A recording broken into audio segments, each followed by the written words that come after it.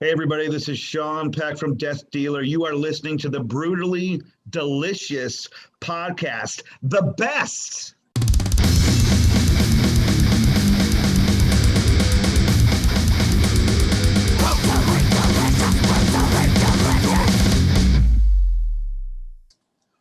How are you, man? Everything sucks. Really? No, I'm just kidding. It's summer. Things are starting to open up. It can't be that bad. No, it's good, man. Every day you're alive is good. The way I'm looking at it these days. When you get older, man, you're just like, hey, man, I got another day. I got out of bed and I can move. Yep, I'm with you. Where are you located? San Diego, Oh, okay. Way out there. otherwise known as Paradise. Yeah, I've been there a few times. I like it. Cool, man. I'm in Richmond, Virginia, so the opposite side of the world from you. Nice, Virginia. Yeah. It's not too bad. It's a little hot today. It's about 102 right now, but Fuck. yeah, you guys don't get that there, right? You're in like the 80s all year round. We're just like, you walk out, it's sunny and 75, and you're like, oh, another perfect day. Oh, well. That's great. What's all these weather problems people are talking about? We're like, I can't even relate to it. Yeah, that's great. Anyway, let's talk about Death Dealer. Yeah. So how did it all come about? Because you've got a pretty good cast of characters. It was Stu Marshall, the guitar player from Australia. Basically, we kind of became friends. I did a song for him he was doing these albums called Empires of Eden, and he had all these different singers, like an impressive array of, guest vocalists from Udo to Ralph Sheepers to everybody. Right. And, he had me sing on a song, and of course the song I did was the best. I mean, that goes without saying. And we kind of hit it off, Skype talking across the globe, and they was like, hey man, do another song. And then yeah, cool. And then I was always reluctant about being in more than one band, because with Cage I had everything that I could want. It's right. Like, I don't really need any side bands. I got everything I need. And I don't know if you know this, but the Cage drummer is now the KK's Priest drummer. I don't know if you knew that. I didn't know that, but it's funny. I just talked to Tim Ripper the other day about KK's Priest. Yeah. Did he mention anything about the new Three Tremors album? He mentioned something about it, but not much else. Yeah, it's done. It's killer. We can't wait to get that one out. Anyways, so one night I think we had a couple drinks and we were Skyping, and like, he called me up. He's like, we got to make a band called Death Dealer just from the name. Right. And I go, dude, that name's got to be taken. He's like, no, man, it's just, there's only this one old band from Canada back in wherever, and they're inactive. And I'm like, yeah, that's definitely a kick-ass name. And I went and I looked it up on the trademark registry, and it was available. I'm like, fuck. So then we just started joking around, like literally like talking now, like we are going, okay, who could we get for the ultimate all-star lineup? We're like, okay, we need KK Downing as the other guitar player. Right. And they're like, nah, fuck, we'll never be able to get a hold of him. And they're like, well, so Stu's a huge Manowar fan. He's like, well, what about Ross the Boss? And I'm not really a Manowar fan at all. So, and I was friends with Ross on Facebook, and we had messaged back and forth some stuff. And Cage was dragged into that Manowar world pretty deeply. That Manowar, Joey DeMaio was blowing smoke up our ass for like 3 years. Right. We were signed into the label. We were going to be the next big thing. He had us play a few festivals with him, and then me and Joey just got into big screaming matches because I had no real respect for him, because I was not a Manowar worshiper. Right. I was just a businessman, and I'm kind of dabble in real estate, and so I was coming at it from a business perspective. Right. Anyway, that blew up, but that's kind of I kind of got in with Ross and met him and the infrastructure through that, and then so I typed up Ross on the messenger, like, hey man, let me ask him to join our band right now. Boom, and actually he was like the third guy. First we called Rhino, the ex Manowar drummer. He's like, yeah man, I'll do it, that sounds cool, man. And then so I'm like, okay, well, we got it. We were just joking, we had like not even really thinking about doing a band. So we're like, oh, we got a drummer. then I'm like, who's a bass player that like anyone would give a shit about, you know?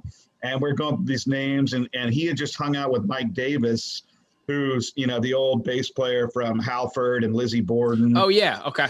And so we're like, so I hit up Mike. He's like, yeah, dude, I'll do it. I'm like, shit, we got a bass player and a drummer. Then we hit up Ross, and I go, hey, Rhino's in the band. He's like, oh, Rhino, I'm in. And then we're just like, it literally within like 45 minutes of just typing people, like we have this internet band together. We're like, oh fuck, dude, I guess we gotta write some songs now. And like that's literally how it started. And then a few months later, we had an arena tour where we were, you know, opening for the Metal All-Stars, and just 10 packed arenas across Eastern Europe and Moscow. And we're just like, dude, we just jumped to the front of the line. We just put this band together. Right. And it was really fun. It was just weird that the chemistry was fantastic, and the songs were fun. And we put that first War Master album together, and Ross loved playing. And I, by playing with him, learned the appreciation for Ross and what, like, the magic that is Ross the Boss. At first I'm like, he's just some guitar player, you know. And then when you play with him, you're like, dude, that guy pulls like melodies out of his ass. So they're just incredible. Yeah. So that's kind of how it came about. And now we're like literally about to finish the 5th album. You know, we've been doing nothing but writing during the COVID time, but I don't want to jump too far ahead. No, that's fine. But so how are you guys writing? Is it all internet? It's got to be all internet based, right? Because you're not in the same continent. Yeah, absolutely. But it's just, you know, me and Stu, you know, my Friday and my Saturday mornings, he's a day ahead. You know, he wakes, it's like, it'll be like 2:00 Pacific time. And, you know, he's waking up, getting his coffee, and that's when he likes to jam. And we'll be on, we use the Facebook Messenger video now. We'll be on the video for like 2 hours. And I'll go, what about going like, ba, ba, ba, ba, you know, and I'll be to that. And he can like, he's so quick at production. He'll just like, hold on a second. Throws it in, drags a drum loop in, and we got like, you know, he calls us the McCartney and Lennon of heavy metal, because that's great. And then, you know, Ross, you know, writes some songs too and throws them in there. I write a lot of stuff. I'll hit him with just a straight vocal melody and lyrics, and I'll hit him with some riffs too that he'll translate. So it's me and Stu primarily, but the Skype writing is, you know, when he's got a guitar and he can instantly translate them into his system. It's like being in the same room. The same room, you know, it really is. Yeah. Yeah, that's pretty amazing. So you mentioned lyrics. Let's talk about 22 Gone. How did that come about? So Stu sent me that acoustical piece, and like I heard it, and immediately I came up with that verse melody. And I was like, oh fuck, I gotta sing some of this. I love the verses in that. And you know, and I'm like, okay, I got the melody, like what the fuck am I gonna sing about now? Like, you know, I'm in however many hundreds of songs I've written, and I'm like, okay, fuck, what am I gonna say? I haven't done a Bigfoot song yet. We haven't covered, you know, I've done UFOs, like all the conspiracies are handled. You know, I've done all the war, you know, like what am I gonna do this time? And I can't remember how. You know, it came to me like I need to write something super, super depressing. It was like as a kind of almost as a joke and challenging myself. Right. I'm like, I want to write like the most bummed out song that I can write. Ross calls it the most depressing song in heavy metal history. He is like firmly like, you know, we nail it. That's his favorite song on the album. And I, you know, somehow thought of the soldier suicide thing and started, you know, doing some research, and like 22 American soldiers a day commit suicide. I'm like, that can't be right. It just sounded so outrageous. Yeah. And then I started doing all this research. I was like, holy shit. So kind of came up with a title and, you know, literally sang it and wrote the lyrics within an hour and tracked the whole, I mean, that's the way I do songs is like, I'll have music, and the first time the recording on the album is literally the first time I ever sang the song. Oh, really? So I don't do scratch tracks. it's not one take or anything, but it's like I write the lyrics and sing it as I go along, and like I just lay the final vocal in. And that's with like everything I've done for the last few years, which is Wow. it. I started thinking about how crazy it was. Like, dude, all the records are the first time I ever sang this thing. So Wow. that's kind of, I don't know if other people do that, but that's kind of how we've been doing it. And yeah, it came out, super freaking powerful. And I don't write a lot of, I got enough problems where I don't want to get too in touch with my emotions during heavy metal. It's supposed to be a nice escape and, uplifting and shit. I don't write a bunch of downer songs, but when I do, man, I freaking, when I write a love song or I write some depression, man, I strike gold with that shit. What's been the reaction to that song? I imagine the outpouring is probably pretty strong, right? Well, we have a different business model than everybody else. We're like kings of the physical medium. Spotify doesn't get the streaming service. They don't get shit. I don't put my albums out for free the day that it's released. Like, oh, just push a fucking button and everything's free, and all these, management and publicists, like, you have to put everything on Spotify, the distributor. And I'm like, I don't give a fuck what anybody says. No. Our supporters know that the physical product is the best looking product in the business. We have the best looking art, the booklets are packed full of shit, highest quality, all kinds of collector shit. And people have been supporting us. So we only put out the songs that are released on music videos to Spotify and the other streaming platforms. And, you're just like, hey, man, if you want to hear the songs, you got to support the band and buy the stuff. But we, as we're in a little bit of a delay because of the production and supply chain shit to releasing the next stuff. So we're like, all right, this song is all the people that all the press and the fans that already heard that song, all the reviews, if you review the reviews on Conquered Lands, they all talk about the ballad. Right. The 22 guy, and that never happens. Like how most reviews are like, yeah, they got a ballad that's okay, and they slide right by it. Almost everyone said, fuck, this song's killer. And then the fans loved it. So we're like, okay, we got to kind of, maybe we should let this one out to the public. We didn't put it on streaming. We just put it out on YouTube.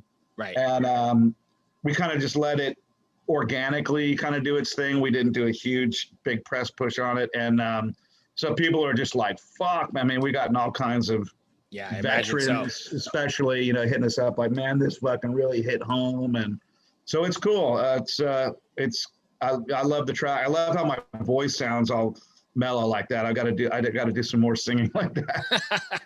You touched on it, and I think it's 100% true. I love your model because I'm old school. I think just kind of like yourself.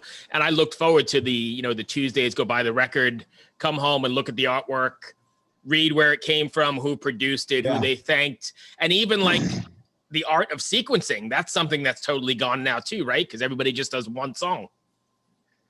Oh yeah, that's a big. We can talk later about all the stuff I've got coming out, but the big getting the track listing, like how they flow into each other. That's a major component, and there's a million combinations of this Rubik's Cube, and like, what if we took this one? Yep. We're doing that with the Fourth Death Dealer right now. Like, we had it all laid out, and then I'm starting to second guess it. Like, fuck, maybe we should just blast their face with like 5 speed metal tracks in a row coming right out of the gate. But people like my son, or kids like my son, they don't get that at all because they want that one song for 99 cents and move on. Yeah, well,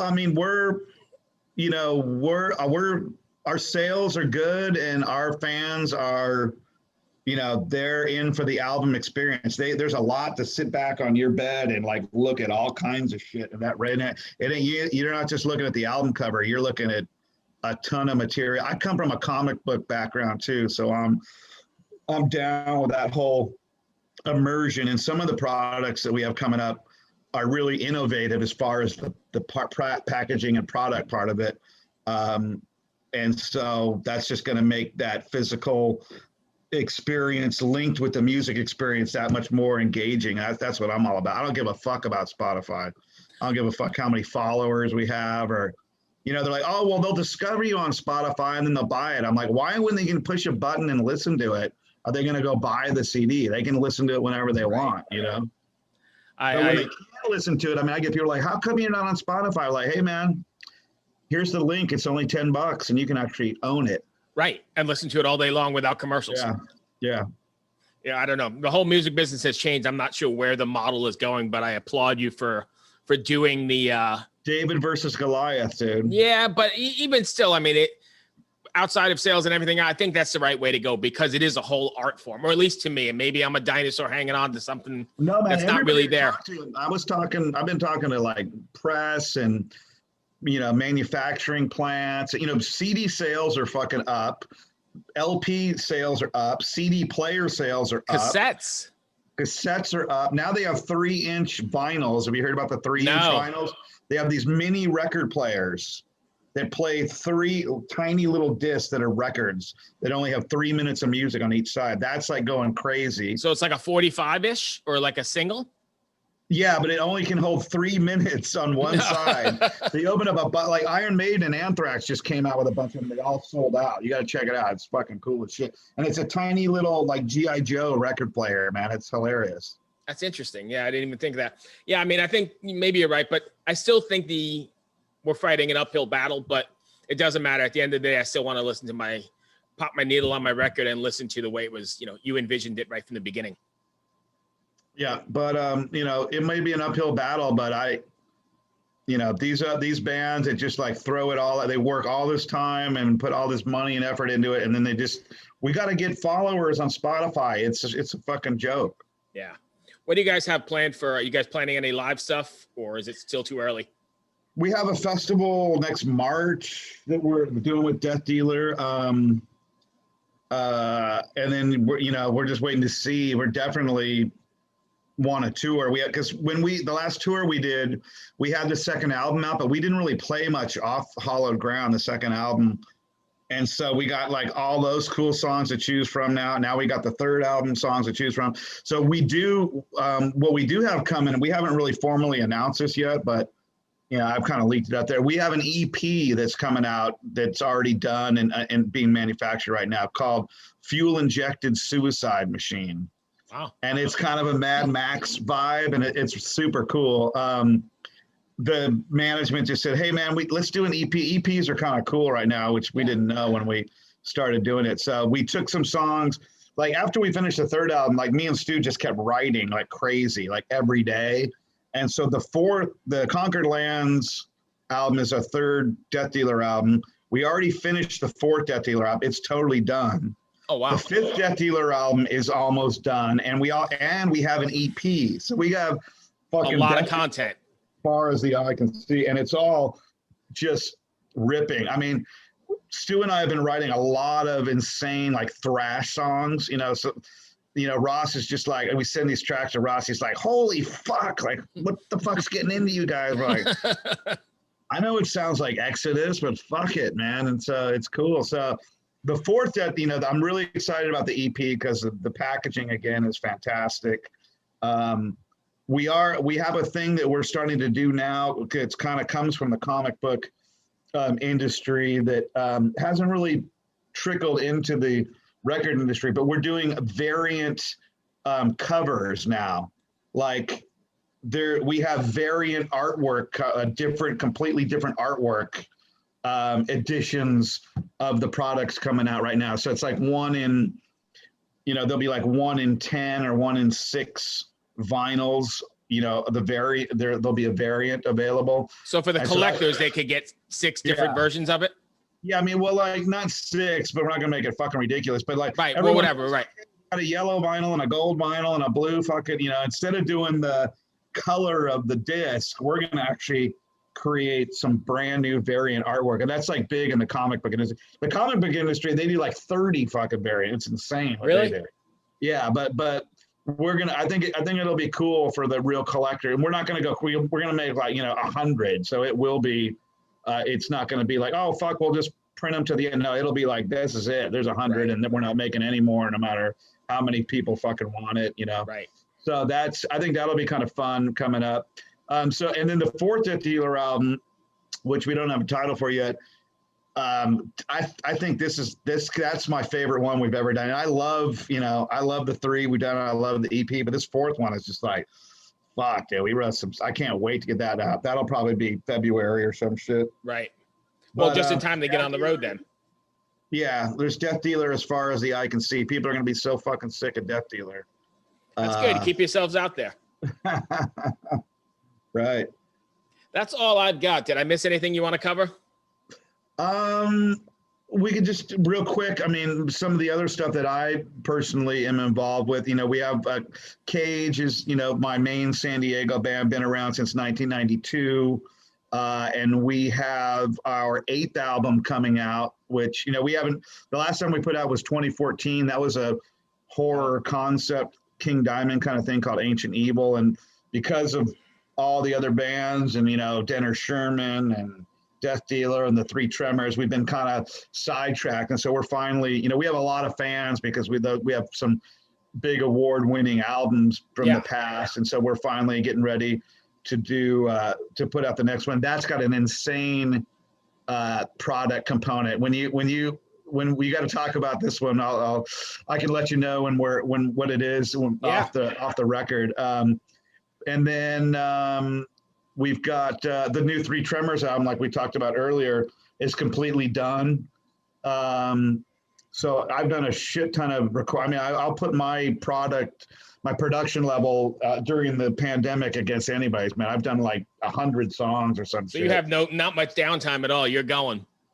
Dude, it's like if I'm sitting there, watching a TV show, I'm like, fuck, I need to be working on the blah, blah, blah. It's kind of like that. But and it's all, it's everyone says this, but it's like there's no just like, that song's okay. It's all just like smashing great. I love, you got, as a musician, you got to write the stuff for yourself. You have to if it gives you the goosebumps and you want to hear your own track and like, fuck yeah, you need to be self-satisfying. And if other people happen to like it, then that's just an added bonus. And my barometer for using that as my guide has served me well in the past because, people are like, fuck yeah. And, the people I've leaked the stuff to are digging it. So, it's cool, man. I got a lot of great stuff coming out, and Steel Cartel Records. I've been doing, and then the other thing I've been doing is the Metal Daily News, man. I've been doing this I've lagged on it, but I was doing it every day for a while. Like the last week, I need to get another episode out where I just kind of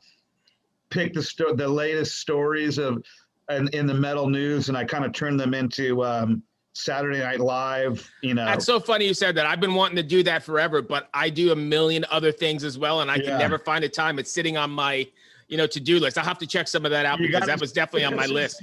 Dave Ellefson gave me a lot of good. I imagine so. So it's like I'm back.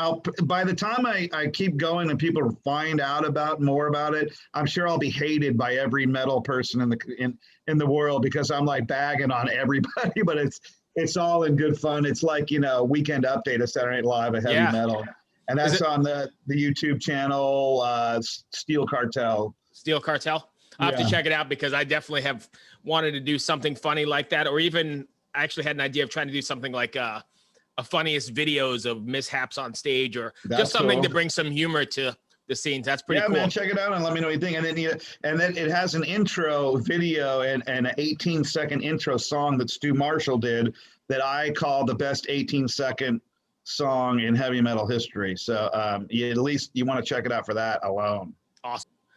Thank you, my friend. I appreciate your time. Be well. Keep up the good work. I appreciate your work.